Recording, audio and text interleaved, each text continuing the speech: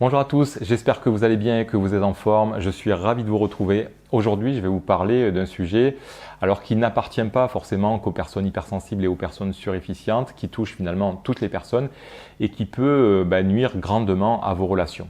Et j'avais envie de parler d'impulsivité.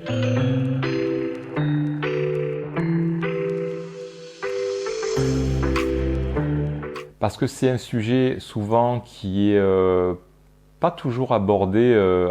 En tout cas, c'est souvent des étiquettes qu'on va coller à des personnes qui sont très colériques et qui expriment leur colère, vous voyez, de manière assez virulente.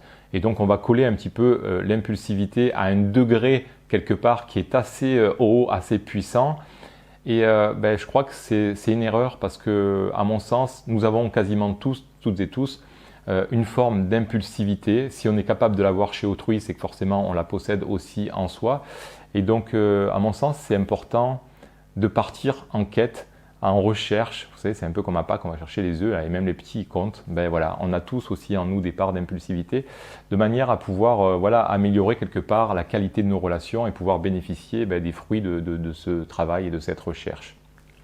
Voilà, donc c'était déjà le premier point, c'était de vous dire que voilà, si vous êtes sensible, hypersensible, forcément, eh bien, il y a une chance, un risque que vous ayez une forme d'impulsivité parce que chez vous, les émotions sont exacerbées et vécues de manière plus intense. Donc forcément, par rapport à ça, c'est un peu comme une patate chaude. Chez vous, quand elle arrive, la patate chaude, au lieu de faire 100 degrés, elle en fait 120 ou 150. Donc forcément, à contenir, c'est beaucoup plus difficile. Donc pour moi, il y a de grandes chances que l'impulsivité touche les personnes hypersensibles et les personnes surefficientes. Mais on est d'accord, ça touche aussi les personnes qui ne le sont pas. Voilà, j'avais juste envie d'éclaircir un petit peu cette notion pour y voir plus clair. Donc déjà, de partir sur le principe que l'impulsivité n'appartient pas qu'aux personnes qui sont très impulsives. Et puis, j'avais envie d'éclaircir aussi les choses avec peut-être des croyances que l'on peut avoir. Parce que beaucoup de personnes, à mon sens, ont du mal à faire la part des choses, à dissocier l'impulsivité avec la spontanéité. Vous voyez, et pour moi, c'est deux choses différentes. Parce que renoncer à sa spontanéité, beaucoup de personnes n'ont pas envie de le faire étant donné que c'est quelque chose qui est plutôt positif. Vous voyez, je ne sais pas, si je vous fais un compliment, si je vous offre un bouquet de fleurs ou si j'arrive avec une surprise ou en tout cas que j'arrive avec quelque chose de chouette, la spontanéité va vraiment vous permettre très rapidement de m'exprimer votre gratitude, votre satisfaction, le plaisir que vous avez à recevoir ma surprise ou je ne sais quoi, quelque chose qui vous fait du bien. Vous voyez, il y a ce côté rapidité en fait dans la spontanéité, la vitesse à laquelle vous allez exprimer finalement votre contentement ou votre mécontentement. Donc ça, c'est la vitesse à laquelle vous allez traiter l'information. Mais ça ne veut pas dire que si vous êtes rapide, vous allez forcément exprimer correctement votre contentement ou votre mécontentement. Et pour moi, l'impulsivité, c'est plus ça. C'est dans la manière dont vous allez exprimer le mécontentement. Alors souvent on parle du mécontentement parce qu'impulsivité, on va parler plus de quelque chose où il va y avoir une tension, une insatisfaction, ça va générer de la colère, de la frustration, peut-être de la peine ou je ne sais quoi. On ne parle pas d'impulsivité sur des notions plus agréables, vous voyez. Donc pour moi, voilà, déjà dissocier spontanéité qui est une vitesse du traitement d'information pour ressortir quelque chose.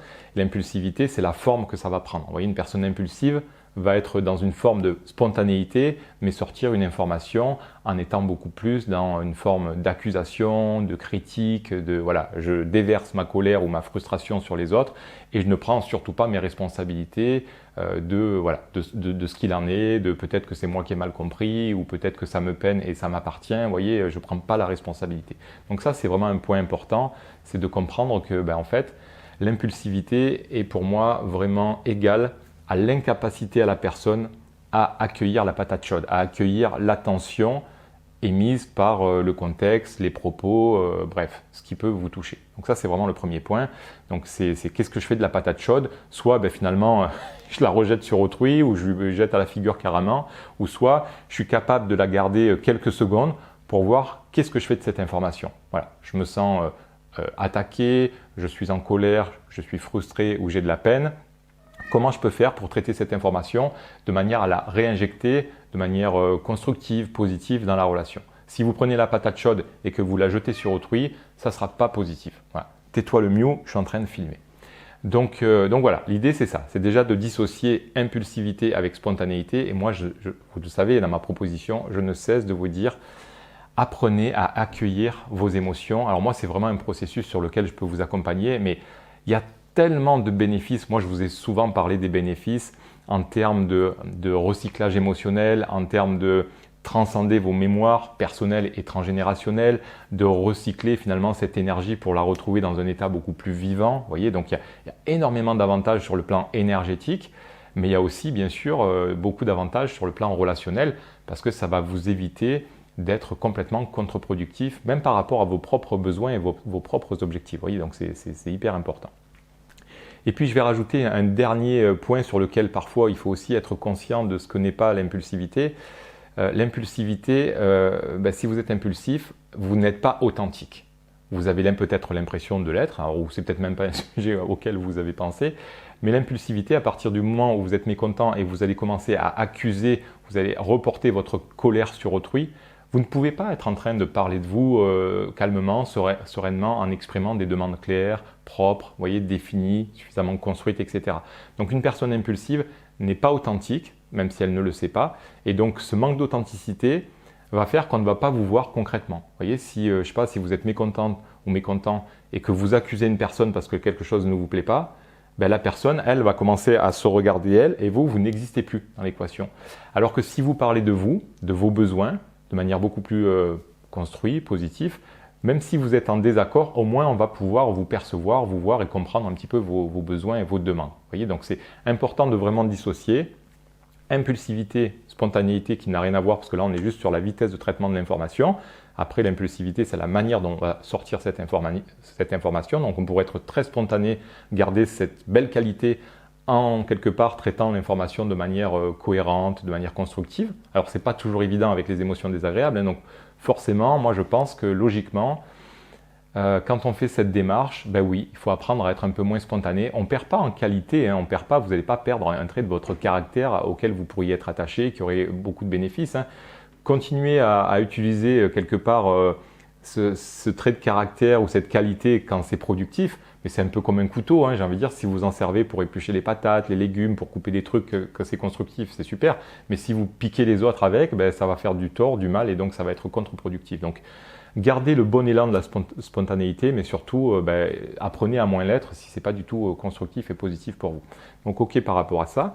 Et ensuite, donc il y a le côté justement authenticité, où quand à un moment donné vous êtes mécontent, il vaut mieux apprendre à garder la patate chaude, voir de quoi il s'agit, et puis arriver à transmettre quelque chose à partir de ça qui va rester constructif et positif, et non pas juste aboyer sur une personne, juste, vous voyez, ça c'est juste pas possible. Donc bon, gros travail d'accueillir vos émotions, je sais que c'est pas évident, mais au plus tôt on s'y met et au plus facile c'est par la suite, mais c'est comme quand on fait du sport. Moi je ne suis pas en train de vous dire, allez demain on fait un marathon, je vous propose juste d'apprendre à encaisser des coups et à garder pendant 10, 15, 20 secondes si d'habitude vous pétiez les plombs tout de suite, là où vous aviez tendance à vous emballer rapidement, d'apprendre à garder un peu cet inconfort, quitte à dire à l'autre, écoute là, j'ai besoin de 2 minutes parce qu'il y a un truc qui m'a un peu bousculé et je te demande 2 minutes parce que je ne sais pas encore quoi en faire. Vous voyez, peu importe la manière dont vous allez vous prendre, mais gardez cette tension en vous, apprenez à la contenir, à la maintenir, même si ce n'est pas agréable, mais vaut mieux ça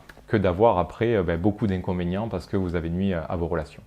J'espère que cette petite vidéo vous a plu, j'espère qu'elle vous permettra d'y voir un petit peu plus clair, qu'elle va vous inviter à conscientiser vos petits parfois comportements impulsifs. Ça ne veut pas dire que vous êtes une personne impulsive, mais vous pouvez l'être comme tout un chacun. Je crois que nous avons tous une part impulsive en fonction de ce qui nous touche vraiment. Donc là, c'est plus une invitation à aller chercher, à aller dégoter un petit peu ces parts-là. Et puis après, une fois que vous les avez trouvées, vous le savez dans quel contexte ça se manifeste. Donc là, il va falloir être capable de vous conditionner un minimum pour apprendre à garder la patate chaude et puis voilà, la garder un minimum pour ne pas tout de suite étaler tous vos mécontentements de manière complètement désastreuse. Voilà. En tout cas, n'hésitez pas à laisser un petit commentaire, à poser vos questions, n'hésitez pas à me contacter si vous avez besoin que je vous accompagne sur ce processus. C'est pas toujours évident, là j'aborde des choses assez simplement, mais parfois il y a besoin d'un complément d'information pour aller plus loin. Il y a peut-être aussi des blessures qu'il va vraiment falloir pacifier parce que moi je vous dis apprenez à garder la patate chaude. Pour moi le principe reste de toute façon profitable, mais en fonction de certains événements, de vos blessures et de certaines paroles, contextes, etc., il y a des choses que vous ne serez pas tout de suite en mesure de faire, donc il va falloir progressivement évoluer sur ça. Mais en tout cas, voilà, l'idée est là, et puis moi je vous dis à très bientôt pour de nouvelles vidéos, de nouveaux contenus, et puis d'ici là, prenez soin de vous, et puis apprenez à garder la patate chaude pour que vos relations soient plus agréables. Je vous dis à bientôt, salut, bye bye.